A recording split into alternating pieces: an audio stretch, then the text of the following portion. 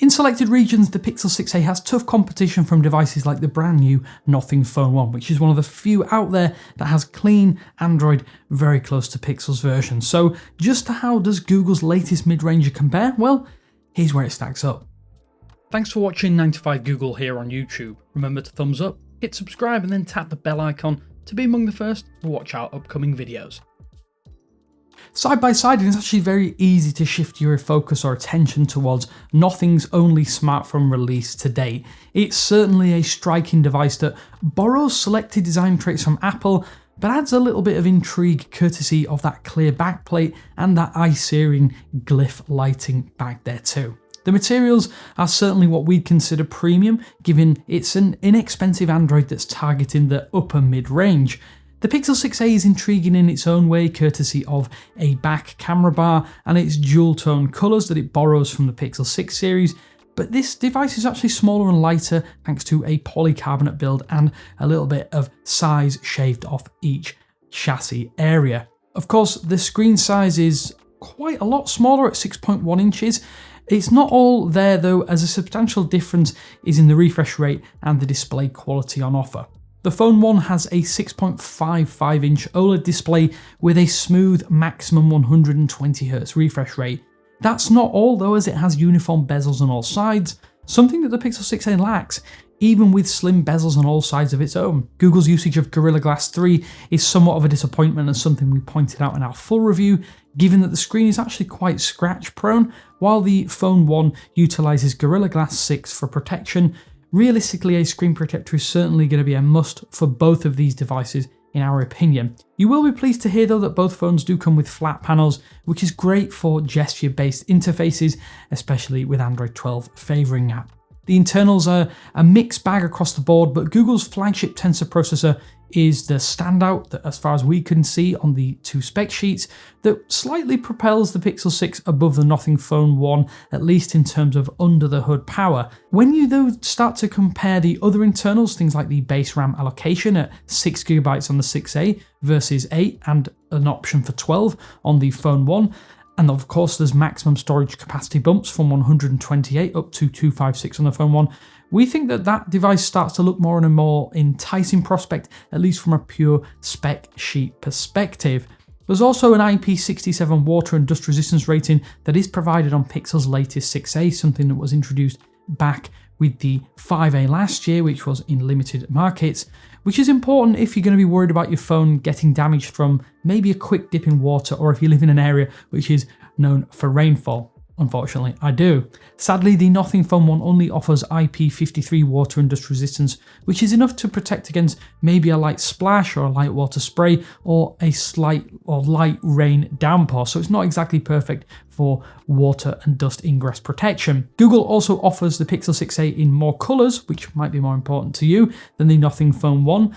It's available in Sage alongside Charcoal, and there is a exclusive chalk variant on this device too. Meanwhile, the Phone 1 is only available in black and white, but with both of those devices including glyph lighting LED strips at the rear, it's striking in its own right. In the software stakes, so this duo are just as comparable. Google's version of Android is not the most feature-rich, although it has been evolving over the last few years. And because Nothing has opted to build upon AOSP with Nothing OS, there are actually a lot of similarities between this and Android 12 that you will find on the Pixel. Telling these two versions of Android 12 apart is actually quite difficult as a result, especially if you have no experience with either software build. That said, the Phone 1 comes with a few unique tweaks to areas like the quick settings panel, with two persistent toggles for Bluetooth and the internet tile. Material U is also present, so that means that your entire device UI is themed upon the base, or at least themed upon the colours found within your preset wallpaper. That said, it isn't quite as extensive as on the Phone 1 as it is on the Pixel 6a, which means with the Phone 1 particularly, you won't get coloured lock screen widgets, but it does fit the bill if you don't want extensive tweaks to Android that you'll find on many other OEM skins. And on top of that, There is hardly any bloatware to be found. You only come with 2 distinct preset installed applications on the Phone 1, a new camera app to take advantage of the Nothing hardware, and a recorder app which has been designed by Teenage Engineering. Apart from that, these 2 devices from a base software specification stakes are actually really comparable. The Pixel 6a though is stuffed with a number of features that rely heavily upon the Google Tensor processor smarts.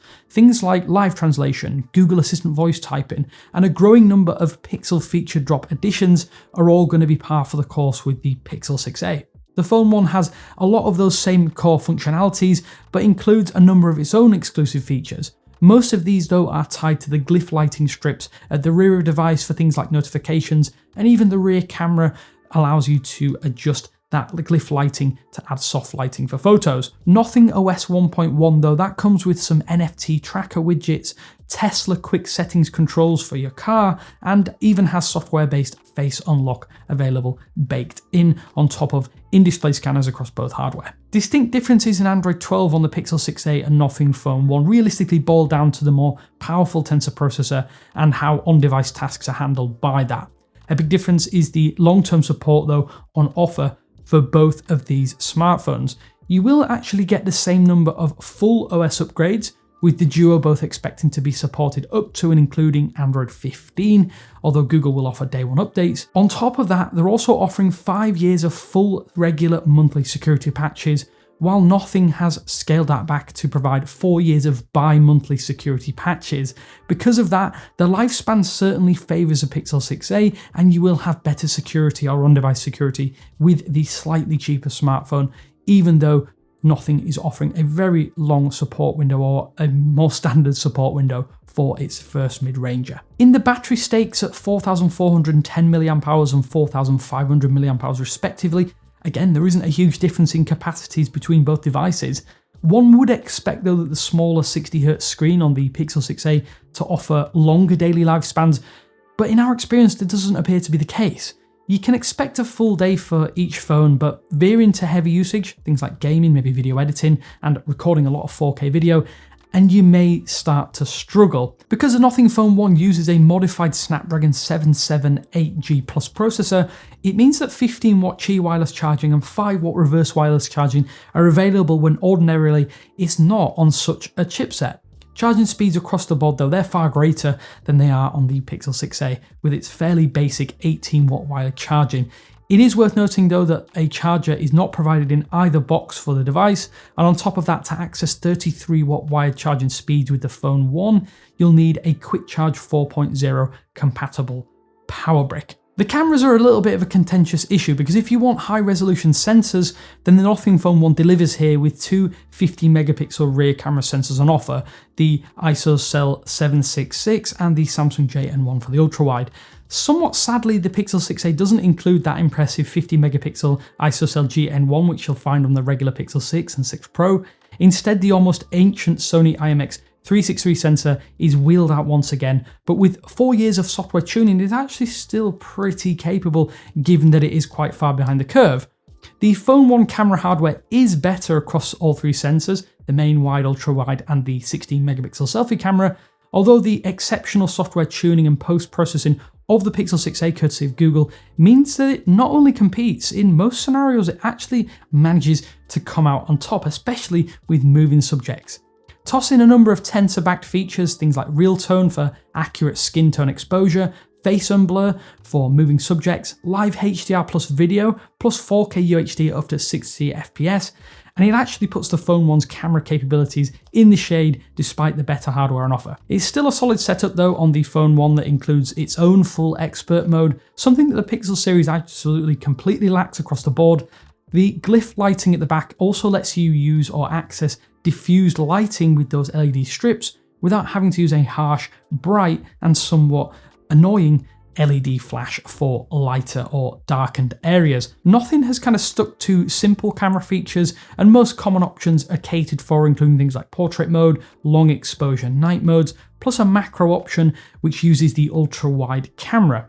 4K UHD video is capped at 30 FPS disappointingly, while HDR recording modes, they're limited to 1080p. So in terms of the camera setups, it's a case of Do you want the best post-processing, or do you want fairly good hardware on what is an affordable Android phone? To summarise though, there is a lot to like about the Pixel 6a and even the Nothing Phone 1. For most, it's the clean Android software, and that will be a key component that elevates this duo above many other or even more specification-heavy devices in the same price bracket. It is worth noting though that you can get more for your money if you do care about those raw specifications over design and the overall daily experience. A prime example is that of the recently released Poco F4, but you'll need to live in a region where the Xiaomi phone is sold, and that makes it a little bit more difficult to recommend someone go out and import that. And that is going to be the crux of the problem when talking about affordable Android smartphones. If you do live in an area where you can access the multitude of great cheap phones from the likes of Oppo, Xiaomi, OnePlus, and many more, then the Nothing Phone 1 and the Pixel 6a could seem particularly underwhelming to you. However, there is more to a smartphone than just the internals, as we all know. If you like Android, as Google intends it to be, then we think this duo represents a great way to get a clean flavour without the associated price tag of an expensive Pixel. Alternatively, we'd suggest though that you should go out and look at the baseline Google Pixel 6.